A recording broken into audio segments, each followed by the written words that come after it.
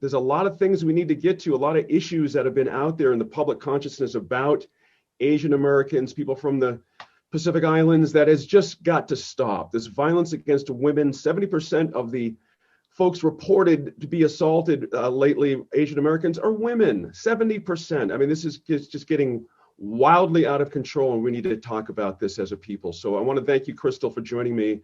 I know this is obviously not a great fun time to be talking about these things, but let me ask you this straight away. How did you feel right from the top when it wasn't immediately said by the authorities, the police, everybody else in Atlanta and in Fulton County?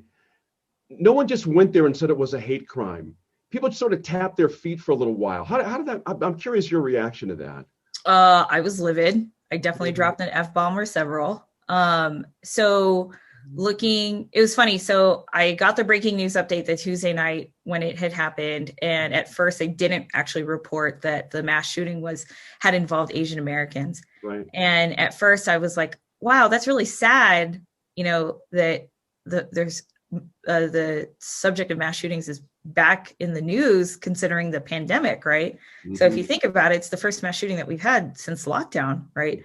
Yeah. And then Wednesday morning, the Asian Business Collaborative, which I'm the volunteer executive director for, one of our team members was like, guys, this isn't good. And it was heartbreaking to hear. And all of a sudden I got messages of support and saying, how do you feel? Are you all right? I'm thinking of you. Mm-hmm. And I'm sure that, immediately I went straight to my team. I was like, how are you guys doing? Are you guys okay? And the feeling of sorrow, the feeling of grief, the feeling of pain was just overwhelming. And then I read the article and I saw the interview from the police chief that said that this individual just had a bad day and it wasn't categorized as a hate crime. And I started screaming, saying that this is absolutely a hate crime because how I know that our Asian culture has dealt with so much grief and so much trauma when it came to the exploitation and sexualization of our women.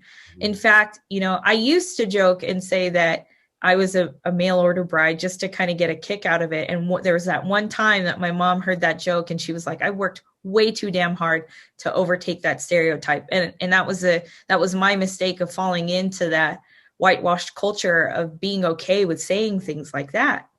And there's definitely that conversation of what is the responsibility of our community to know that that sexualization of Asian women is not okay. I think the part for me that did it, that gets me still to this day is like, I always think about the aspect of the business owner, right? And there was two businesses that were affected by this, the Gold Spa and the Young Asians Massage in Georgia. And I was speaking to a group speaking with a grief group that we all got together thanks to the National Asian National Asian and Pan American Women's Forum that deals with this exact topic of sexualization and exploitation of Asian women. In the Asian American Association, I was speaking in that grief group, and what I said to them is what I'm sharing with you now. The part that hurts the most is the screaming of the employees, like how they went to work one day because they had, what do we do best as Asian Americans? We provide for our families, and they were just simply providing for their family that day, and they were killed. I even told, so many of the different people that I work with and the different organizations I support, I said, I wouldn't be able to live with myself if my team was killed under my watch. And I can't imagine what that would be for the Asian business owners. And just to hear the women just being killed, and they're so helpless at that time. It's not fair. It's not fair about what happened with them just simply because a guy had a bad day. And so I thought that was total BS of what the chief said. And I don't think we as an Asian community will ever forgive him for what he said, and not even drawing the conclusion that that this could definitely be a part of the reason. This is part of the national sentiment of what we feel about the Asian community, and how we've all had to defend the fact that it's the Chinese virus, and how that was a terrible term, and how the root of the problem is the person. Well, it's also the community that believes in it too, and so it's been frustrating, and I think if there was a silver lining, about the situation, it's the fact that the Asian community has been the most vocal that they ever have been in the last 2 to 3 weeks. And I'm really proud that, our ancestors have told us to be quiet and say it is what it is. But I think that now our community has just redefined that it's definitely time to speak up and actually advocate for Asians, because it's not okay. Your sense of what you're seeing, we'll talk local here in a minute, but let's talk the broader issue of why this is happening in the first place. But then also awareness. I'm annoyed that there just doesn't seem to be enough awareness of this issue, even given the numbers I just sort of laid out. You would think this would be front page news across the country. Why isn't it?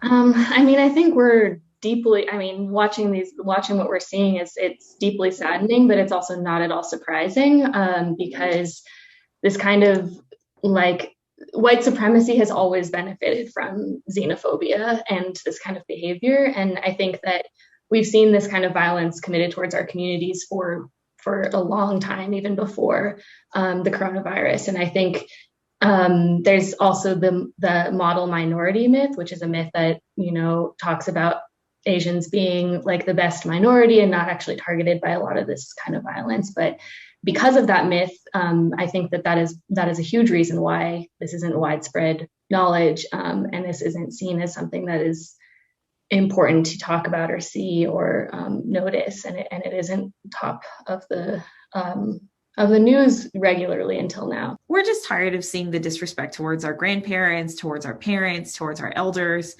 And we are sometimes even going against the norm of what we're used to as an Asian culture, which is actually speaking up. The amount of respect that is ingrained in a lot of our different cultures is so deep that we are just, I think our generation of Asians now, the second and third generation, we're just tired of it. And also, we have to give credit to the communities of color that started to stand up for themselves, because it started to open up those pathways. Even though I'm glad that those communities of color have opened those avenues for us, I'm also surprised that they haven't banded closer together with us too. And I don't know if that's us as an Asian community in New Mexico that needs to not be as divided, or if whether or not, our legislators, our communities, our loud leaders, our key influencers in our market need to stop thinking that it's only two major minority groups in New Mexico. In fact, it's actually 3, and that's Asian, Hispanic, and Black. Or 4, I'm sorry, Native, Asian, Hispanic, and Black. We're here too. Mm-hmm. That's a good point. And let's, Ms. Watase, this problem goes back to the 19th and 20th centuries. It's not as if this is like a 2020 problem that, suddenly we're all sort of like, we don't know how this has been happening. So you've got something going on for so long. I would have expected that when you've got this level of violence, this level of stress, this level of things happening in a community, that to Crystal's point, other communities would rally at this point. Would you like to see something like that happen as well? Yeah, I think so. I think it's really important for our communities to come together and support each other when this kind of violence occurs. And I think violence against any racial group is violence against all of these racial groups. And I think it's incredibly important that we are there in solidarity with one another.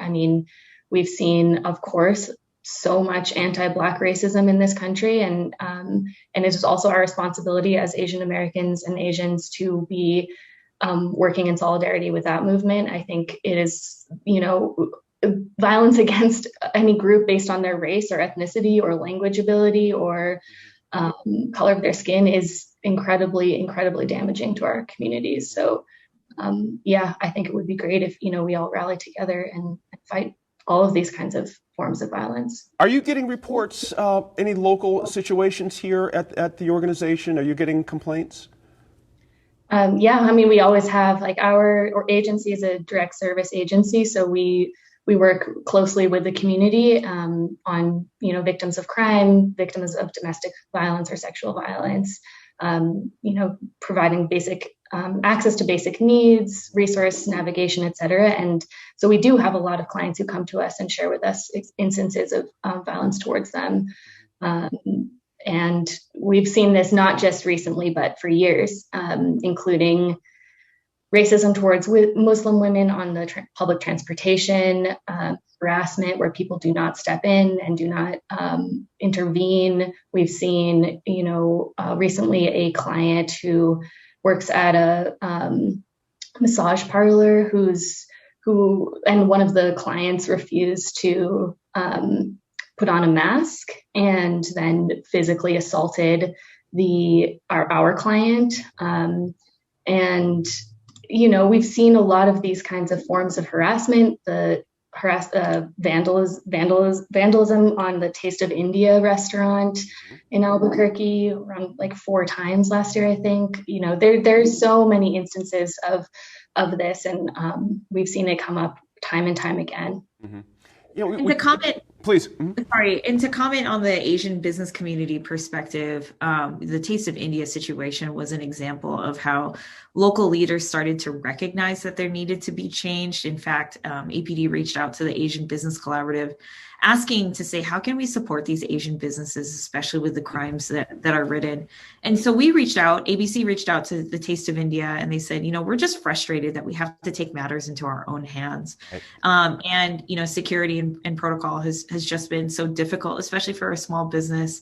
But what people don't understand is that some of these small business owners, this is their paycheck, this is their livelihood. They're not the highly educated, or they may be the highly educated, Asians that we hear about in demographics and statistics, but they're still making a living off of their businesses. And then to add the racial discrimination on top of that just makes a really unhealthy situation. Yeah, exactly right. I keep thinking about, Crystal, this idea of Asian Americans being perceived as the, perpetual, foreigners. Like, you know what I mean? Like, not quite Americans. You hear this kind of foolishness from, ignorant people all the time. I don't understand how this has continued to last in our country. I honestly, it just really, the level of ignorance on display here when you've got 90-year-olds being assaulted because of a pandemic. I mean, how do you punch through to someone like that's willing to assault an elder, for gosh sake? I mean, is it jail time? Is it, education? What's the way? I think about the actual founder of the New Mexico Asian Family Center, and she was my aunt, she was my mentor, which is Dr. Adelamar Alcantara, or Auntie Deli, as many of us in the Asian community know. And I think she answered this best when she won the Si Se Puede Award during the Cesar Chavez celebration before she passed away. And she says, our generation, meaning the second and third generation, has to fight. We have to fight back. We have to say something. We have to make that institutional change against racism, because those elders that are consistently being threatened, if they were not grown, they were not influenced to speak up the way that we are, especially in our communities. And so I think about that speech so much because it's just resonated with me. And it became a big part of the Asian Family Center when she started it, because she was just tired of seeing how so many people were discriminated just because, and the domestic violence issues and the sexual assault issues and the persecutions that they would constantly receive. And also too, I think it's awareness. Education and awareness is a big thing. And myself and along with Khalil, one of the Mexico PBS contributors, he had asked me the same question of like, what do you do whenever you have communities that are trying to learn about diversity, but they don't know how to address it and they don't know what to do to make that change? I say educate yourself. Educate yourself on a situation where that you're willing to make a change, and you're willing to spend the time to learn more about the culture, rather than just saying, I have a cousin, or I'm married to a Japanese person, or I'm married to a Filipina, so I know about the culture. Right. That's not the case. It's take the time to actually better educate yourself. Let me go back to something that we can't breeze over, and Crystal mentioned this, and that is the rhetoric that started this whole thing from our previous president, those incendiary comments. it just can't be let go for this conversation, because that is really where a lot of this started. And I mentioned the Stop AAPI hate site, and there's a professor of Asian American Studies at San Francisco State University. He gives this quote about why the Chinese virus and subsequent hate speech has been a problem. Quote, "It gives people license to attack us. The current spate of attacks on our elderly is part of how that rhetoric has impacted the broader population." I mean, I find that very frightening, that, that elders are being attacked over a president's rhetoric. There's something about that is so unseemly, so wrong on so many levels. And I have to say again, last late summer, last fall, I really didn't hear a lot of MSNBC, CNN, whatever, people really grinding on this issue to find some solutions. Is the fourth, Crystal, in your mind, is the fourth estate somewhat of a problem on this issue as well? I think it's it goes back to, I know that the media, especially being a person in the media, I understand that the visibility, you don't know if a story is a story unless somebody speaks up about it. Right. And so I think our communities are also responsible for not speaking enough about it, especially since, I was reading a couple articles on what's been happening, is that it's the younger generation that has been actually standing up and filming some of these terrorist acts, or these horrible acts of violence, because they were willing to pull out their cell phone. And the generational gaps that we have, especially with our seniors. And it genuinely breaks my heart that our seniors don't feel like they should speak up until it's absolutely at the end, or it might be too late. They might be gone. And so, and also too, this whole rhetoric of the Chinese virus always just pisses me off beyond belief, because it created an opportunity where it's not just Chinese, it's everybody in the Asian community, that it opened the door for that type of negative racism and rhetoric, where Asian restaurants in Rio Rancho were getting phone calls from the public because they said, close down your doors because you guys are causing the virus. Even Filipinos, we're not really very close to China, or even, that we are in relationship to the continent, but it was just really frustrating that even Filipinos felt threatened to be Asian. And I think what's the most unfortunate part for me is that we are always very proud to be different. We are very proud to be Filipino. We're very proud to be Japanese, or whatever our culture might be. And that wording, a Chinese virus, gives us doubt to be proud of who we are. I hate that. And I want to change that mindset tomorrow. Yeah. Now, yeah. Even. Sachi Watasi and Crystal Ciarza, thank you both so much for spending some time on this. This is going to be a continuing discussion. This is not a one-time deal. Obviously, this is not going to go away after this segment, so we need to stay on top of this here at New Mexico PBS as well. So thank you both, though, for spending some time in educating us on this issue. Thanks, Gene. Absolutely.